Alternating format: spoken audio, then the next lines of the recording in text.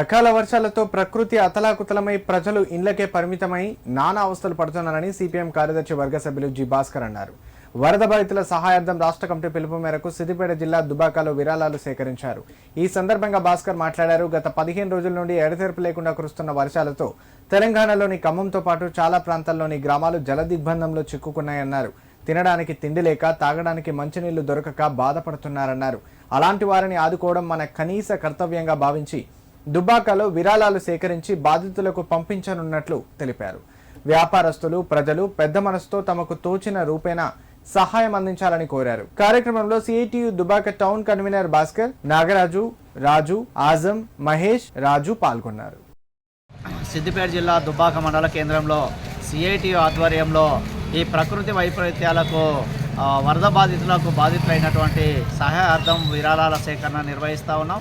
ఈ విరాళాల సేకరణతోటి ఇక్కడ ఖమ్మం కానీ, అటు విజయవాడ కానీ, ఆంధ్రాలో అనేక ప్రాంతాల్లో విపత్తు వలన లక్షలాది మంది నిరాశ్రయులైనారు. వేలాది కుటుంబాలు ఈరోజు సర్వస్వం కోల్పోయి ఇబ్బందులకు గురవుతూ ఉన్నారు. రాష్ట్ర ప్రభుత్వాలు కూడా తగినంత శ్రద్ధ పెట్టి ఆదుకోవాల్సిన అవసరం ఉంది.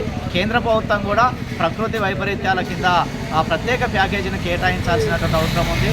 దీనికి ఈ దుబ్బాక ప్రాంత వ్యాపారస్తులు, ప్రజలు, శ్రేయోభిలాషులు తమ వంతు సహాయ సహకారాలు అందిస్తూ బాధితులకు అండగా ఉండడానికి సంతోషకరం. సిఐటి రాష్ట్ర కమిటీ పిలుపులో భాగంగా ఈరోజు విరాళాల సేకరణ